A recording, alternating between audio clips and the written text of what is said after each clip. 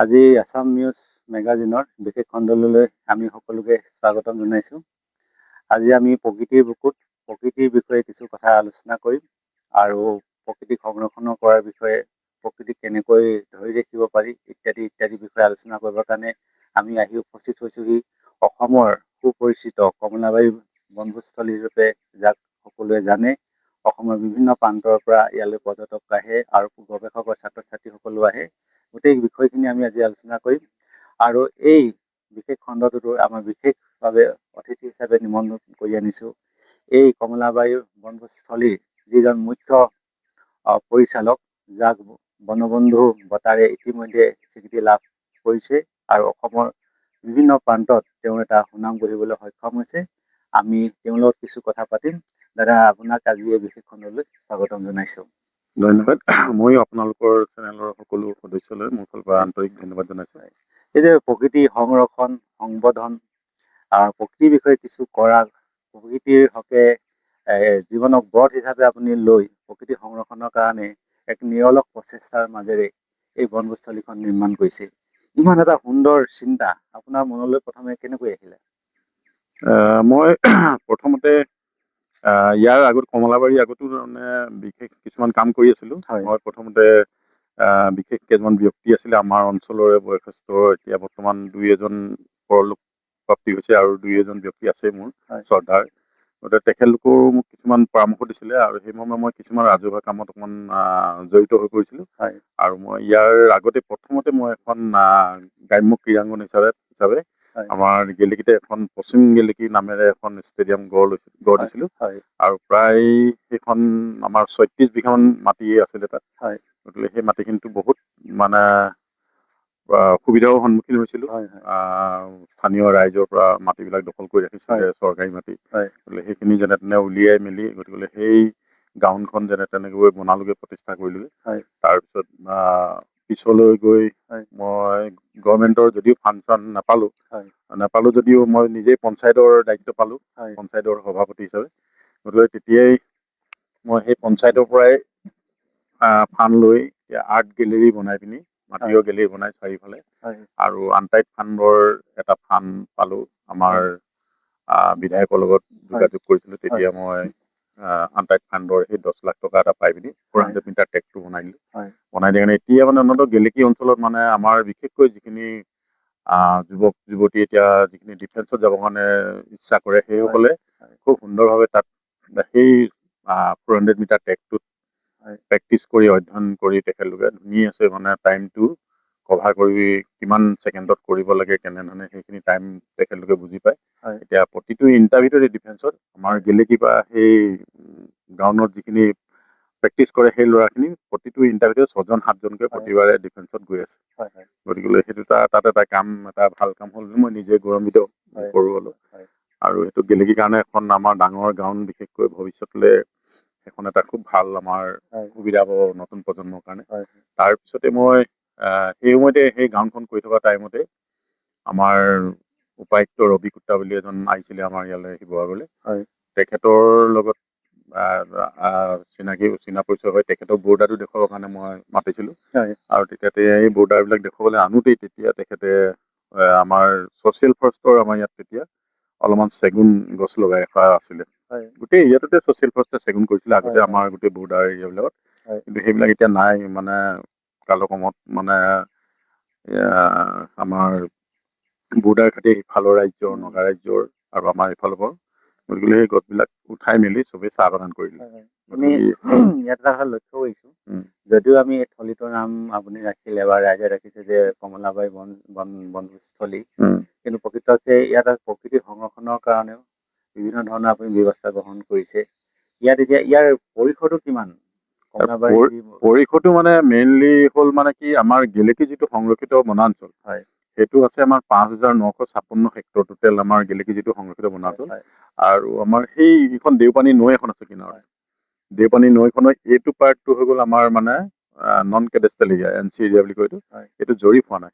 গতিকে এই নন কেডেষ্ট্ৰিয়েল এৰিয়াটোত প্ৰায় 350 বিঘামান মাটি আছিলে এই এৰিয়াটোত। হয়। গতিকে এইখিনিও তেতিয়াই তাৰমানে গেলেকী সংৰক্ষিত বনাঞ্চল বুলি ভাবে তাৰমানে ফৰেষ্ট, বিশেষকৈ ফৰেষ্ট বিভাগৰ DFO সকলে হয়। এইটো ফৰেষ্টৰ মাটি বুলি তেতিয়া তেখেতলোকে ক'ব বিচাৰে। হয়। গতিকে তেনেকে ধৰণে এই মাটিটো একেলগতে লগ খাই পিনি আছিলে, কিন্তু লাষ্টত গৈ আমি এতিয়া চালোগৈ তেতিয়া এইটো 350 মান বিঘা এটা আমাৰ এনচিলেন এটা ওলালে আঠখেল গান বুলি, হয়। আৰু বাকীটো গেলেকী সংৰক্ষিত বনাঞ্চল। হয়। গতিকে গেলেকী সংৰক্ষিত বনাঞ্চলৰ কথা হ'ল মানে কি প্ৰায় আমাৰ 5,956 হেক্টৰ মান আছিলে। হয়। তাৰ ভিতৰত সেই মাটিখিনি এতিয়া সৰহসংখ্যক মাটি আমাৰ কাষৰ ৰাজ্য নগা ৰাজ্যৰ মানে ফালে কমপ্লিট দখলত গুচি গ'ল। হয়। আৰু তেখেতলোকে তাৰমানে বিভিন্ন প্লেণ্টেশ্যন ফাৰ্ম হাউচ এনেকে ধৰণে খুলিছে। হয়। গতিকে সেইফালে 4,000 মান হেক্টৰ অলৰেডি গেলেকী সংৰক্ষিত বনাঞ্চল সিফালে গুচি গ'ল। হয়। আৰু এইফালে আমাৰ যিটো মাটি থাকিলে এইখিনিও আমাৰ যেতিয়া নেকি সিফালৰ পৰা ৰাইজে যেতিয়া নেকি দখল কৰি আহিছে গেলেকী সংৰক্ষিত বনাঞ্চল, আমাৰ এইফালৰ পৰাও আমাৰ যুৱকসকলে মানে ফৰেষ্টৰ ৰাখিব নোৱাৰিব বুলি ভাবি আমাৰ ল'ৰাবিলাকো বাগান খুলিবলৈ সোমাই গ'ল। গতিকে সেই তেনেধৰণে গৈ পিনি এতিয়া ইমানটো মাটি অলপমান যিকণ বাচি আছে। আৰু সেই মানে এই এৰিয়াটো বিশেষকৈ এই আঠখেল গাঁৱত এৰিয়াটো আৰু লগতে যিটো সংৰক্ষিত বনাঞ্চল এই এৰিয়াটো যেনে তেনে আমি কমলাবাৰী এখন কমিটি বনাই জইণ্ট ফৰেষ্ট কমিটি বনাই আমি এই মাটিখিনি যেনে তেনে ৰক্ষা কৰা হ'ল। এতিয়া গতিকে গেলেকী সংৰক্ষিত বনাঞ্চল বুলি ক'বলৈ হ'লে অকল কমলাবাৰী যিটো এৰিয়া আমি প্ৰায় ধৰি লওক মই এতিয়া ধৰি লওক 3,000 মান বিঘাৰ মানে প্ৰজেক্ট কাম কৰি আছো ইয়াত জইণ্ট ফৰেষ্ট কৰি পিনি, আৰু তাৰ বাকী ফালেও অলপ অলপকে মাটি আছে। আৰু এতিয়া আমাৰ এইখিনিতে এতিয়া এটা নতুনকৈ যিটো প্ৰজেক্ট মানে বিশেষকৈ বৰ্ডাৰটো চেফটি সংৰক্ষণৰ কাৰণে বিশেষকৈ ফৰেষ্টটো বচাই ৰাখিবৰ কাৰণে এতিয়া ফৰেষ্টৰ কাৰণে এটা বেটেলিয়ন 4th কামাণ্ডো হেডকোৱাৰ্টাৰ হিচাপে আমাৰ ইয়াতে প্ৰতিষ্ঠা কৰা হয়। ৰাইজৰ মানে সুৰক্ষাৰ কাৰণেও সুন্দৰ ব্যৱস্থা এটা এইটো কৰা হৈছে। আৰু এতিয়া তাৰমানে অন্ততঃ এই বেটেলিয়নটো ইয়াত হোৱাৰ কাৰণে আমাৰ ইয়াত আগতে বহুত জীৱ জন্তু আছিলে, বিশেষকৈ হাতী আছিলে বহুত। আমিতো হাতী, মই যেতিয়া প্ৰথম ইয়াত গছ পুলি লগাবলৈ আহিছিলো সেই সময়তে হাতী আছিলে বহুত। হাতী আহি থাকে ইয়াতে। এইটো মই এতিয়া ডাঙৰীয়া পুখুৰী নামাৰ কাৰণে এটা পুখুৰী এটা বনাই ৰাখিছো। ইয়াতে হাতীয়ে, মই প্ৰথম যেতিয়া পুলি লোৱা তেতিয়া হাতী পাইছিলো, মই মুখৰ আগতে ওলাইছিলো। সেইটো এটা ডাঙৰ কাহিনী। কিন্তু মই শৰাই এখন দি লৈছিলো এই কামখিনি কৰাৰ আগতে, শৰাই দিবলৈ আহোঁতে ডাঙৰীয়া নামত। তেতিয়া আমি ক'লো যে শৰাইখন আপোনাকে দিবলৈ আহিছো, নলয় যদি উপায় নাই, কোৱাৰ লগে লগে মোৰ ফালে টিকাটো কৰি ঘূৰাই দিছিলে। আৰু গতিকে সেইকাৰণে সেই জেগাটো মই ডাঙৰীয়া নামতে ৰাখি এই পুখুৰীটো খুব সুন্দৰকৈ ৰাখিছো। আৰু তাতে এতিয়া কাছ চাছ আমাৰ চব আছে তাতে। আপুনি প্ৰকৃতিৰ লগত নিবিড়ভাৱে জড়িত হৈ আছে আৰু আপুনি আত্মিকভাৱে জড়িত হৈ পৰিলে। গতিকে যেন আপুনি প্ৰকৃতিৰ যি আবেদন, প্ৰকৃতিৰ যি আহ্বান, সেইটো যেন আপুনি শুনা পায় এনেকুৱা এটা অনুভৱ আমি লক্ষ্য ৰাখিছো। আৰু আমি দেখা পাওঁ যে অসমৰ বিভিন্ন প্ৰান্তৰ মহাবিদ্যালয়, বিশ্ববিদ্যালয়ৰ গৱেষক ছাত্ৰ ছাত্ৰীসকল ইয়াত মানে গৱেষণাৰ বাবে সমল বিচাৰি আহে আৰু তেওঁলোকে ইয়াত নিৰ্ভৰযোগ্য সমল পাবলৈ সক্ষম হৈছে। আমি এনেই আপোনাৰ পৰা জানিব বিচাৰিম যে ইয়াত কি কি উদ্ভিদ আপুনি সংৰক্ষণ কৰিছে, ইয়াৰ উপৰিও বিভিন্ন ধৰণৰ বনজ জীৱ আপুনি সংৰক্ষণ কৰিছে। ইয়াত এনে থ্ৰুতে যদি আমি জানিব বিচাৰোঁ কি কি উদ্ভিদ আপুনি সংৰক্ষণ কৰিছে। বিশেষকৈ আমাৰ নেচাৰেলি, বিশেষকৈ আমাৰ ইয়াত মানে গেলেকী সংৰক্ষিত বনাঞ্চলত নেচাৰেলি আমাৰ বিশেষকৈ মেজাংগুৰি গছটো আছে ইয়াত। বেলেগ সেইটো ৰিজাৰ্ভত হয়তো নাপায় বিশেষকৈ, আৰু বেলেগ জেগাত নাইও এতিয়া।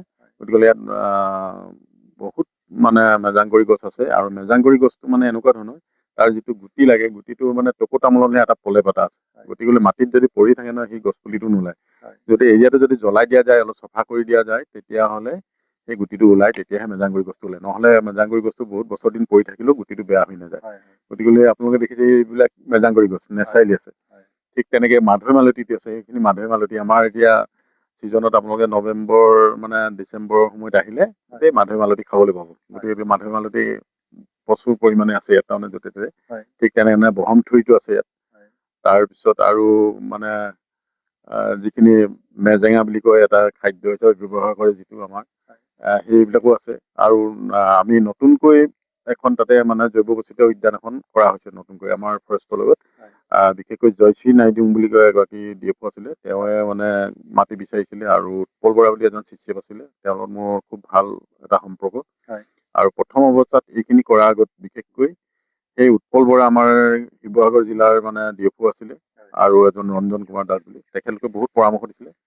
গতিকে তেখেতলোকৰ পৰামৰ্শ মতে এই কামখিনি কৰি গ'লো। আৰু তেনেকে ধৰণে এইটো আজি গেলেকী সংৰক্ষিত বনাঞ্চলটো ধুনীয়া এটা মানে জীৱিত পৰ্যায়ত আছে বুলি ক'ব লাগিব।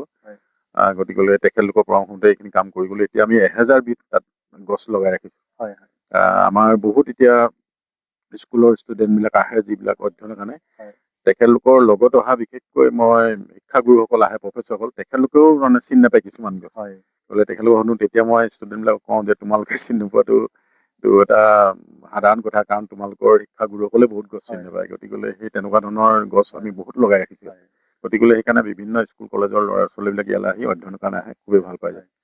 প্ৰকৃতি সংৰক্ষণৰ কাৰণে, সংবৰ্ধনৰ কাৰণে আপুনি যি নিৰলস প্ৰচেষ্টা হাতত ৰাখিছে, এতিয়া আপোনাৰ পৰা আমি জানিব বিচাৰোঁ যে গছ পুলি তাৰ ৰোপণ কৰা কিবা নিয়ম থাকে নি, বা কেনেধৰণৰ ইয়াক কৰিব লাগে, বা এখন প্ৰকৃতি সংৰক্ষণৰ কাৰণে কেনেধৰণৰ পদক্ষেপটো আপুনি হাতত লৈ আহিছে?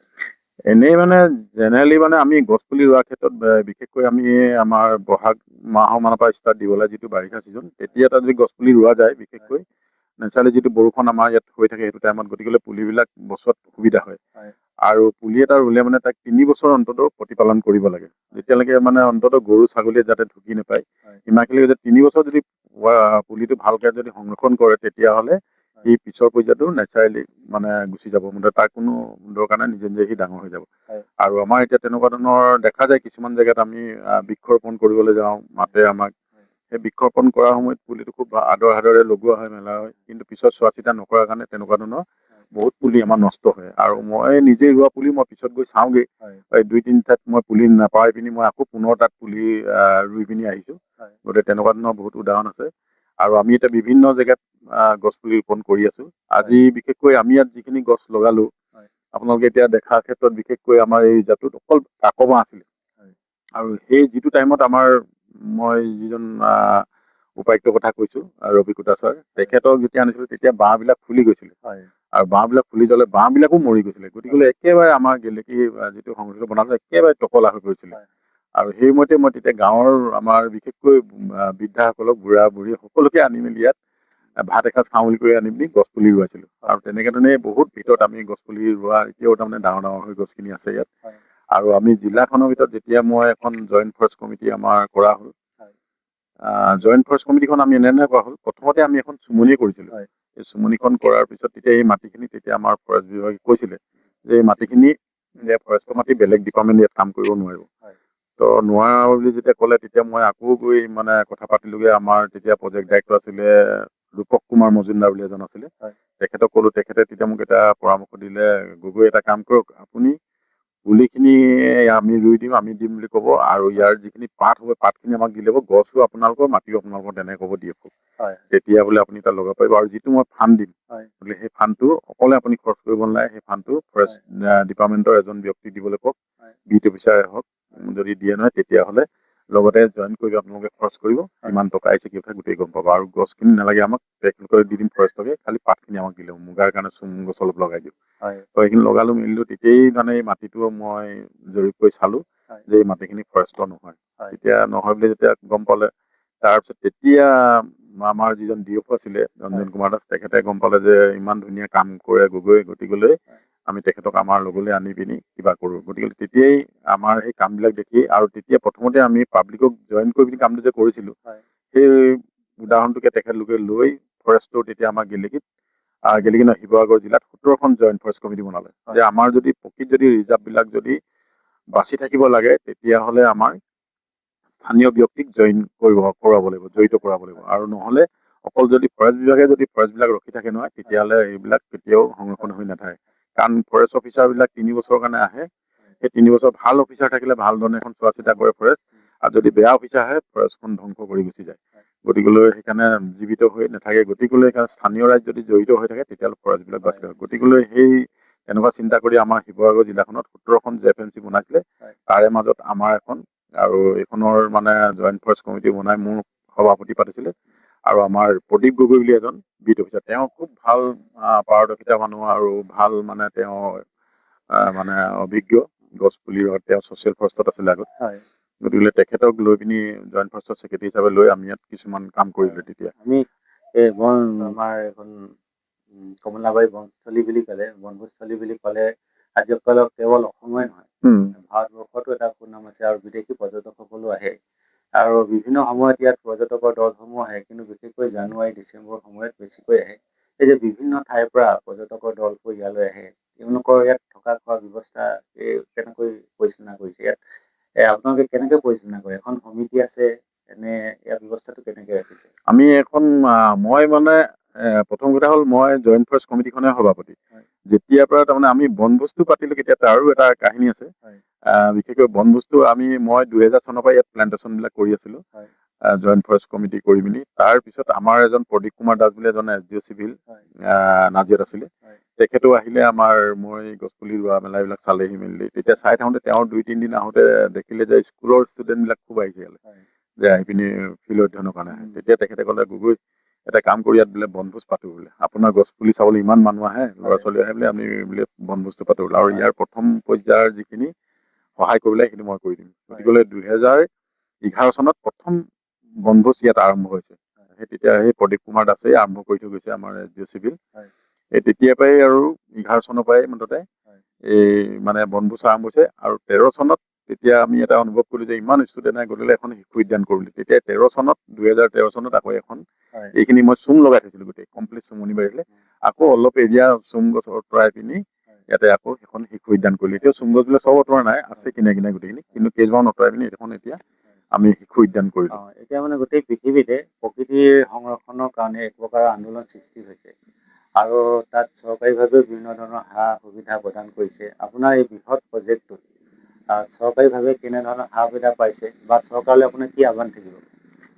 চৰকাৰলৈ মানে প্ৰথমতে এইটো যিখিনি আমি নিজাববীয়াকৈ গোটেই কামখিনি কৰিলো, লাষ্টত আমাৰ কংগ্ৰেছ গভৰ্ণমেণ্ট আছিলে সেই সময়ত। তেতিয়া তেখেতসকলে এটা প্ৰপ'জেল দিলে। তেতিয়া সেই সময়ত মানে সেই মিনিষ্টাৰ পঞ্চায়ত মিনিষ্টাৰ ৰকিবুল হুছেইন আছিলে। তেখেতে তেতিয়া এটা MGNREGAত এই বাউণ্ডেৰীটো দিলে মোক মাত্ৰ। পিছলৈ বোলে কি পাৰো চেষ্টা কৰিম, কিন্তু এতিয়া বাউণ্ডেৰী ৱালটোকে আপোনাক দিম বোলে। সেই তেতিয়া আমাৰ শিশু উদ্যানৰ নামত 20 লাখ টকাৰ এটা বাউণ্ডেৰী ৱালটো দিলে। এই বাউণ্ডেৰী ৱালটো কৰিলে। তাৰপিছত আৰু আমাৰ সেই সময়তে আমাৰ টুৰিজিম ডিপাৰ্টমেণ্টৰ চেয়াৰমেন আমাৰ হেমবা বাইদেউ আছিলে। সেই বাইদেউক অনুৰোধ কৰিলো। বাইদেৱে তেতিয়া ক'লে যে কি কৰিব লাগিব। তেতিয়া সেই তেখেতেও মানে সেই টুৰিজিমৰ ডাইৰেক্টৰক ইয়ালৈ মাতি আনিলে। আনি নিয়ন কৰিলো, মোৰ লগত লগ কৰাই দিলে যে কি লাগে কথা পাতি ল'লে হ'ব, তেনেকৈ ধৰণে স্কিম এটা বনাবলৈ। তেতিয়া মই ক'লো যে বাহিৰৰ মানে ৰাইজসকল আহিলে যে আপোনালোকে যেনে কৈছে কথাটো, টুৰিষ্টসকল আহিলে অন্ততঃ খোৱা বোৱা সুবিধাৰ কাৰণে এখন ৰেষ্টুৰেণ্টৰ কাৰণে কথা অনুৰোধ জনালো। আৰু এই ৰেষ্টুৰেণ্টৰ কাৰণে এখন বিল্ডিং বনাই দিলে। আৰু সেইটো তেনেকে ধৰণে আছে। টেণ্ডাৰটো যোৱাবাৰ আমাৰ কৰিছিলে, কিন্তু টেণ্ডাৰ ৰেটটো বেছি গভৰ্ণমেণ্টে দিয়াৰ কাৰণে মানে টেণ্ডাৰটো মানে মৰা নাই, কোনো এতিয়া লোৱা নাই এতিয়ালৈকে। তেনেকে ধৰণে আছে। আৰু এটা ৱাচ টাৱাৰ বনাই থৈছে, যাতে তাত উঠিলে ভিউ পইণ্ট হিচাপে গোটেই এৰিয়াটো চাব পাৰে। গতিকে এই দুটা আমাৰ এতিয়া আমি চৰকাৰৰ ফালৰ পৰা পাইছো, বিশেষকৈ টুৰিজিম ডিপাৰ্টমেণ্টৰ পৰা সেইটো পাইছো। আৰু বাকী আমি শিশু উদ্যানৰ কাৰণে বাউণ্ডেৰীটো পালো। আৰু পঞ্চায়তৰ পৰা আমি এই অলপ জুলনা চুলনা, আমাৰ এইখন নপামবাৰী পঞ্চায়ত পৰে, সেই পঞ্চায়তৰ পৰা অকণমান আমি সেইখিনি জুলনা চুলনা এনেকে সৰু ল'ৰা খেলা বস্তু অলপ পালো। আৰু বাকী খিনি যিখিনি বস্তু দেখিছে, কেইটামান আমি বস্তু বনাই ৰাখিছো জন্তু হিচাপে। ধৰি লওক এটা গড় এটা বনাই ৰাখিছো, ইফালে এটা হাতী বনাই ৰাখিছো। ঠিক তেনেকে ধৰণে আমাৰ ডাইনছৰ এটা বনাইছো। এইখিনি আমাৰ ওচৰৰ স্থানীয় ব্যক্তিসকলে সহায় কৰি দিয়াৰ কাৰণে এইখিনি কৰিব পৰা হৈছে। এনেকে ধৰণে কামখিনি কৰি থকা হৈছে। কিবা বনৰীয়া জন্তুৰ কিবা উপদ্ৰৱ বা অবাধ বিচৰণ তেনেকুৱাতো আজিলৈকে একো হোৱা নাই। মই যিমান দিনৰ পৰা আছো আজিলৈকে ধৰি লওক বাঘটো আজিকালি লিঅ'পাৰ্ডটোতো টাউনতো ওলাই, গতিকে এইবিলাক থাকিবই। কেতিয়াবা পাওঁ, কিন্তু এতিয়ালৈকে কাকো আজিলৈকে আমনি কাকো কৰা নাই। আৰু আগতে আমাৰ মানে ইয়াত হাতীখিনি আছিলে, হাতীখিনি বৰ্তমান খাদ্যৰ অভাৱত তেখেতলোক ওলাই গুচি গ'লগে। আৰু নেক্সট অহা নাই, নহাৰ কাৰণে আমি ইয়াত এতিয়া তেওঁলোকৰ খাদ্যৰ কাৰণে এইখিনি সুবিধা কৰিছো। ইয়াত বিভিন্ন হাতীৰ খাদ্যৰ প্লেণ্টেশ্যন কৰা হৈছে, গতিকে সেইখিনিও কৰা হৈছে। ঠিক তেনেহ'লে আমি জইণ্ট ফৰেষ্ট কৰি পিনি আমি কেইটামান স্কিম ইয়াত কৰি থৈছো। বিশেষকৈ এখন আমাৰ জিলাখনৰ ভিতৰত আটাইতকৈ ডাঙৰকৈ এখন ঔটেঙাবাৰী কৰি ৰাখিছো, প্ৰায় 200 বিঘামান, 30 হেক্টৰ আমি মানে আমি ঔটেঙাবাৰী কৰিছো। আৰু সেই ঔটেঙাখিনি লগাৰ লগে লগে হাতীৰ এটা খুব ভাল খাদ্যৰ কাৰণে সুবিধা হ'ব। মানে এলিফেণ্ট আপেল বুলি কয়, হাতী মানে কামত দিয়ে সিহঁতৰ মানে যদি হাতীয়ে যেতিয়া পোৱালি দিয়ে, সেই কথাটো বহুতে নাজানে যে ঔটেঙা গছতে হাতীয়ে পোৱালি দিয়ে। কাৰণ যদি বাঘ চাঘ আনে ঔটেঙা ছিঙি কিনি বাঘৰ গালে মাৰিব পাৰে। গতিকে সেইকাৰণে আমি ঔটেঙা প্ৰায় 200 বিঘামান কৰি আহিছোঁ। এখন আমাৰ 100 হেক্টৰ মান, প্ৰায় 700 বিঘামান আমাৰ বাঁহ আছে গুটিৰ পৰা কৰা। ঠিক তেনে এখন ফল মূল বিভিন্ন আমাৰ যিখিনি থলুৱা ফল মূল প্ৰায় আমি 5 হেক্টৰ কৰা আছে। তাৰপিছত ঠিক তেনেকৈ আমাৰ এখন তিতা চেপা বাৰী কৰা আছে। আমাৰ জিলাখনৰ ভিতৰতকৈ আটাইতকৈ ডাঙৰ হ'ব, প্ৰায় 20 হেক্টৰ মান আমি কৰি ৰাখিছোঁ। ঠিক তেনেদৰে সেইখিনি এতিয়া জৈৱ বৈচিত্ৰ্য এখন যিখন উদ্যান, সেইখনো আমি কৰি ৰাখিছোঁ। তাত বিভিন্ন 1000 বিধ আমাৰ গছ আছে। গতিকে এনেকে ধৰণে কিছুমান কাম কৰা আছে, যিখিনি আমাৰ শিৱসাগৰ জিলাৰ ভিতৰত আটাইতকৈ ডাঙৰকৈ আমি হয়। কৰি ৰাখিছোঁ তাৰমানে ধুনীয়া এখন চুমনি বাৰী পাতি ৰাখিছোঁ হয়। আৰু এতিয়া বিভিন্ন জলাশয়বিলাক মানে চফা তফা কৰি ব্লক কৰি ৰাখিছোঁ তাত এতিয়া আমাৰ SHG গোটক লগাই হয়। ধুনীয়াকৈ আমি তাত মাছ পালন কৰি আছোঁ। অশেষ ধন্যবাদ আপোনাৰ ব্যস্ততাৰ মাজতে আমাক এই সময়খিনি দিলে। আজি তাৰিখলৈকে আপোনালোকে এই ক্ষেত্ৰখন ইমান সুন্দৰভাৱে পৰিচালনা কৰি আহিছে। শেষত এই থলীখন আৰু উন্নত কৰিবৰ কাৰণে আপুনি ৰাইজৰ প্ৰতি চৰকাৰৰ প্ৰতি কি আহ্বান জনাব? আশা কৰিছোঁ মানে মই নিজে এবাৰ বাহিৰলৈ যেতিয়া গৈছিলোঁ যেনেকৈ হায়দৰাবাদ গৈছিলোঁ, হায়দৰাবাদ যাওঁতে তাত দেখিছোঁ যিখন ৰমুজি ফিল্ম চিটিত তাত মানে ইমান মানে ডেইলি এটা মানে মানুহ তাত সমাগম হয় আৰু তাৰ পৰা গভৰ্ণমেণ্টে যথেষ্ট ৰেভিনিউ পায়। গতিকেলৈ সেই তেনেকুৱা ধৰণৰ তাত যিখিনি এৰিয়া দেখিলোঁ, যিখিনি ফিল্ম চিটি এৰিয়া যিবিলাক বনাই আছে ছেম এনেকুৱা ধৰণৰ জেগা, কিন্তু নেচাৰেলি আমাৰ তেনেকুৱা ধৰণৰ ইয়াত সুবিধাবিলাক আছে। তাততো নেচাৰেলি কিছুমান তাত বনায়ো লৈছে, গতিকে তেনেকুৱা সুবিধা ইয়াত ভৱিষ্যতে যদি ইয়াত চৰকাৰে যদি কিবা ইয়াতো আমাৰ বহুত নিবনুৱা সংস্থাপন পাব, তেনেকুৱা সুবিধা আছে আৰু তেনেকুৱা বাহিৰৰ সুবিধা হ'ব, মানে যথেষ্ট বস্তু ইয়াত তেখেতলোকে সেইখিনি চাবলৈ পাব। গতিকে তেনেকুৱা সুবিধা বহুত আছে আৰু বিশেষকৈ বৰ্তমান চৰকাৰে আমাক বিশেষকৈ যিটো আমাৰ কমিউনিকেশ্যন যিটো ৰাস্তা বেয়া আছিলে অন্তত সেইটো অসম দৰ্শন প্ৰজেক্টত অন্তৰ্ভুক্ত কৰি পিনি আমাৰ এই ৰাস্তাটো দিলে, সেৱা পাবলৈকে পাৰি দিছে ধৰি লওক। আৰু এতিয়া ভৱিষ্যতলৈ আৰু ভাল হ'বলৈ আমাৰ যিটো আমাৰ বেটেলিয়ান ইয়াত হৈছে হেডকোৱাৰ্টাৰ, গতিকেলৈ ইয়াৰ কাৰণে নিশ্চয় আৰু ইয়াত ৰাস্তা পদূলি অলপ ভাল হ'বলৈ হৈছে, তেতিয়াহ'লে ভৱিষ্যতলৈ আৰু খুব সুন্দৰকৈ ঘটিব আৰু আমাৰ বিশেষকৈ ৰিজাৰ্ভটো ভাল এটা সংৰক্ষিত হৈ থাকিব বুলি ভাবিছোঁ। আপোনাক বহুত বহুত ধন্যবাদ ইমানখিনি সময় দিয়াৰ কাৰণে, আৰু অনাগত সময়ত পুনৰ আপোনাৰ এই বিষয়ে আমি আলোচনা কৰিম, প্ৰকৃতিৰ সংৰক্ষণ সংবৰ্ধনৰ বিষয়ে। এইখিনি সময় দিয়াৰ কাৰণে অশেষ ধন্যবাদ জ্ঞাপন কৰিছোঁ। এয়া আমাৰ মাজত উপস্থিত আছিল অসমৰ এজন বনপ্ৰেমী, বন সংৰক্ষণৰ কাৰণে, প্ৰকৃতিৰ সংৰক্ষণৰ কাৰণে প্ৰতিটো মুহূৰ্ততে নিৰলস জীৱনক ব্ৰত হিচাপে যিজন ব্যক্তিয়ে সময় পাৰ কৰি আহিছে, তেওঁ সকলোৱে সুপৰিচিত, আমাৰ সকলোৱে শ্ৰদ্ধাৰ শ্ৰীযুত নিৰণ গগৈ। আমি সকলোকে পুনৰ ধন্যবাদ জ্ঞাপন কৰিছোঁ আৰু আমাৰ এই খণ্ডটোত বিশেষভাৱে সহায় সহযোগ কৰিলে আমাৰ আলোচনীখনৰ সহযোগী সম্পাদক ৱাহিদ আল দৰ্শনা চেতিয়া, আমি তেওঁলোককো অশেষ ধন্যবাদ জ্ঞাপন কৰি আজি খণ্ডটো ইমানতে সামৰিছোঁ। আৰু সকলোকে আমাৰ এটা আহ্বান অনুৰোধ থাকিল, আমাৰ চেনেলটো আপোনালোকে লাইক কৰিব, শ্বেয়াৰ কৰিব আৰু ছাবস্ক্ৰাইব কৰিব। ধন্যবাদ।